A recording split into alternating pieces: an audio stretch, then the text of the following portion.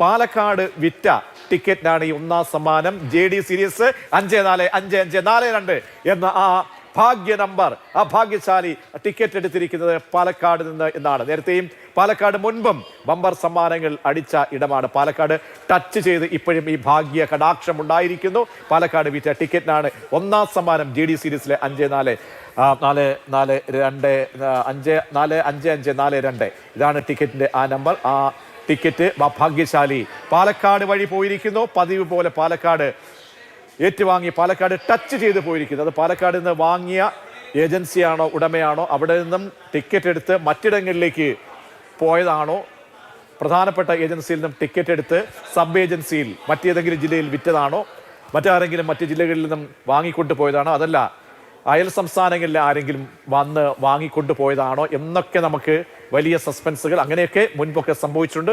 എന്തായാലും ഒന്നാം സമ്മാനം വിറ്റത് പാലക്കാട് നിന്നും വിറ്റ ടിക്കറ്റിനാണ് ഒന്നാം സമ്മാനം.